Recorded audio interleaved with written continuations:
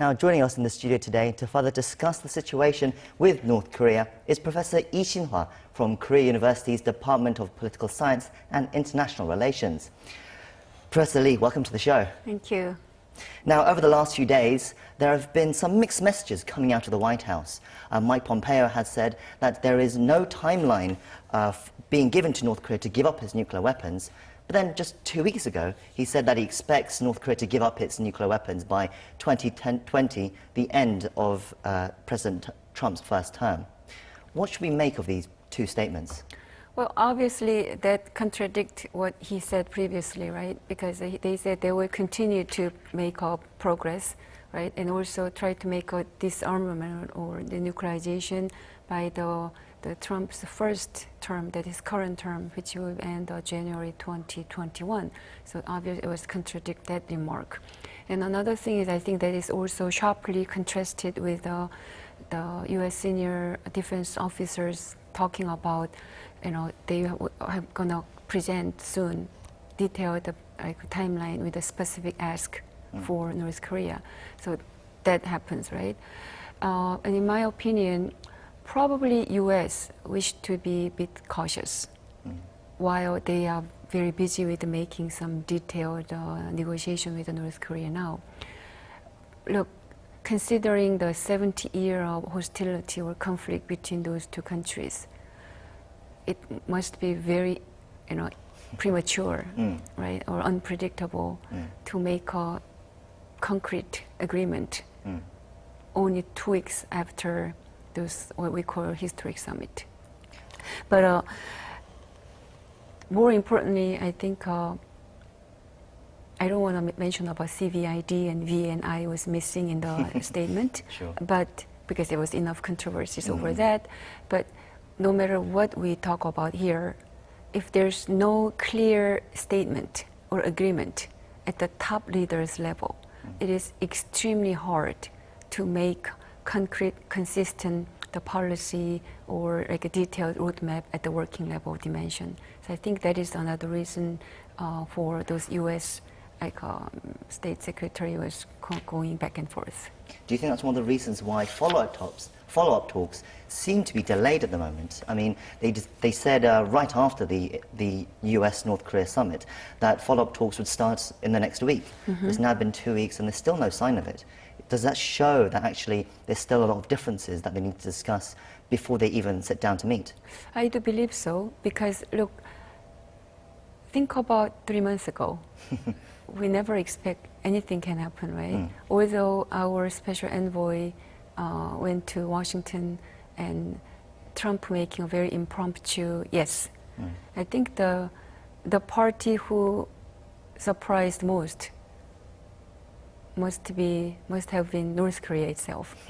So although they've been preparing so many things, I think there are so much details about it. So probably that's why Mr. Kim Jong-un, who's in charge of the negotiating from the north side, together with Choi Sun-hee, I think no matter what kind of grievances the Kim Jong-un might have, I don't think he can get rid of them because they have a so-called institutional memory. What I'm saying is Kim Jong-chul has been engaging in this business since 1991 when they having a first problem in the beginning. But look what happened in South Korea and US. We kept changing like a negotiating partner depending on who's on the regime. But in the North Korea's case, they don't have to worry about it, right? So I think they are very strong or like obstinate about what they want to achieve, which might be somewhat, or if not substantially, contradict with what United States wants to have. Despite this slow progress, perhaps, towards denuclearization, in his public speeches at least, President Trump has been calling this a big win and has continued to declare that the summit with Kim Jong-un last month was a success. For Trump and perhaps his base, do you think it was a win? Well, I think Trump claimed that he's born to be a supreme deal maker. Right? So he doesn't need a preparation, he doesn't need the reading, and he doesn't need any kind of expertise because he has a feel and he has a touch, right? So that gave me a shock. Although we all know he is a unconventional and impromptu and also unpredictable and theatrical. But that somehow combined with a very unconventional leader from the North, which is Kim Jong-un. So I'm not sure what kind of synergy effect, both positively or negatively, they can make. So that's why I'm worried about while North Korea is very well prepared, but U.S. appears not to be. Probably that's why they have those kind of policy inconsistency.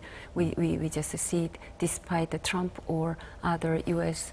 top seniors like a declaration or like a statements for they've been on track. So that's I'm worried about.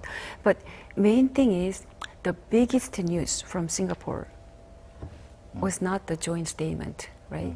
I think that was the suspension of U.S.-South Korea, like a joint drill, military drill, what Trump called the war game. And then he was talking about that is because of provocative, and also that is because expensive. You know, those provocative things we know because he tried to tell, because it was strategically, it's not a good idea to having those military drill while we try to make a peace with North Korea. That somehow understandable, although we can't 100% persuaded by that. But my concern and my focus is more on expensive part. The reason is because, as I said, he's a businessman, successful businessman, and he's a deal maker, right? And also he doesn't know much about Korea. I don't think he has enough knowledge or information and expertise about what is the real problem of North Korea nuclear issue, right? So that everything appears to be money. So I'm afraid those long-term security interest or security consideration should not be compromised by those short-term or medium-range economic like interest. But I think that is what the Trump was thinking about, and also, of course, he's toward the domestic audience. Because you remember in his news conference, he said, now North Korean nuclear threat is not there no longer to America and American people. But what about us? What about Korea? And what about Northeast Asia, which having even more threats, right? So if U.S. is safe, anything will be okay. I don't think that was a gist of the North and U.S. summit. North and U.S. summit, the main focus was denuclearization of North Korea, right? But I think that main concept or main subject, main objective appears to be disappear to some extent because of Trump's like all those theatrical leadership. Yes, and one of the other agreements that was made at the summit was the repatriation of the remains of the US soldiers that were killed in the Korean War. I mean, that's actually one of the things that North Korea seems to be acting very quickly on. What do you think that says? Why do you think North Korea has taken that one and acting so quickly on it? Well, I think that's nothing new because it's from 1996, Clinton period, until 2007 April. They were doing those joint work. Of course, after 2006, North Korea's first nuclear test, the President Bush announced the stoppage of the joint work. But still, the American remains came back to U.S. by until, as far as I understand, I remember April 2007. So that is kind of renewed. So I think it's easy. And I think there are already many remains prepared to be returned from North side, but they want to keep it. They want to hold for their diplomatic game, right? So, and also in addition to that, I think that is also can give some money to the Kim Jong-un. The reason I'm telling you that is, I don't know for this time, but previously I think per one remain body, they pay 50 million won, which is a big money from North Korea's economic standard, right? So that can serve the both purposes for Kim Jong-un, so why not? You know, he can just do it. But if you ask me why he wants to having those goodwill gestures toward the United States, is because since that is one of the text in the statement, Kim Jong-un wants to please those unconventional Trump, so they can get out of it the most, because what he wants is a kind of economic, like loosening economic sanction or lifting economic sanction totally, right? So I think that is one of his tactic rather than strategy. Then what is his grand strategy? What is his end game plan? You know, he's only early 30, so his end game plan is he wants to be a safe leader, sustainable leader of North Korea for another 50 years, right? So for that, I think he has some grand plan.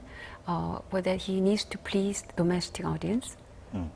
That is economic, stability.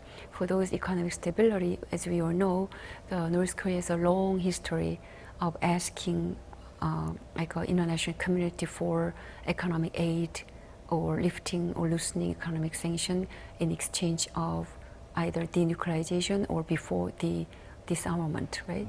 So unless they having a significant concession from U.S. or international community, I still have suspicions about the Kim Jong-un and North Korea's real intention. So you have suspicion about North Korea, but we need to keep pressure on North Korea. I feel like that's what you're trying to say. But right now, during a speech, especially at a rally a couple of days ago, President Trump commented, he said, China might not help with the border situation with North Korea now. Now that seems to imply that recent reference to a step up in certain activities between China and North Korea. Sure. It's assumed that it means because China restarted flights between North Korea and Beijing, and they also started increasing tourism back into North Korea as well. Do you think, what do you think about the fact that Beijing is starting to seem to loosen up these sanctions, and how that could be dangerous to the situation with North Korea, and how that's detrimental to the US plans and negotiations? Well, I think Trump's warning toward China doesn't seem to be that effective because they have now big problems, independent of the North Korean issue. Their trade conflict is pretty significant, right? And those rising tension gave more momentum for China to embrace North Korea as their bargaining chip. Then why you have to listen to the US? So I think although China will repeat to say we will observe UN Security Council sanction on North Korea, but as you know, statement is one thing. That means agree to adopt the sanction is one thing, but implement that sanction is another one, right? And over the past 10 to 15 years, we've been seeing many records from China to violate their promise. They didn't keep the promise to implement those sanctions, but at least for the latest one, with the sixth one, which was turned out to be the strongest sanction, what we call maximum pressure, I think somehow China joined in that, and that compel Kim Jong-un come to the negotiation table. So I think China knows that. So if they put maximum pressure on China, North Korea can make a conciliatory gesture, and we, US, Korea, and international community know about it. I think that itself gave a more bargaining power to China, right? So that China wants to play with it, but it's not only US-China conflict or US-China tension over North Korean issue, but it's even more broader way. That's why I think, if I may add one thing, I have three concerns. Speaking of the Trump's approach to the North Korea, because those June 12th statement is not about much beautiful and at least nice first step, but not much content. Number one is because the suspension of those war game was a big issue than denuclearization. That was my concern. That is because of the Trump's lack of knowledge, as I said. But that gave us a no alliance transparency and no alliance trust because they didn't inform us. Number two, I think Trump's move on Korea may just be part of the dynamic, but I think we neighbors more concerned about that might be a beginning of much wider retreat of the United States from the region. And that particularly Japan will be concerned about it because that will be a change of the balance of power tilting toward China. And then lastly, I think financial cost of keeping U.S. armed forces in South Korea is now becoming a hot potato, right? But I think this kind of a denuclearization process gave a good excuse for the U.S. For current burden sharing agreement has to be reset for the sake of the U.S. interest rather than South Korea's interest. Well, we're out of time, unfortunately, but thank you for your coming in today and sharing your insights with us. Okay, thank you.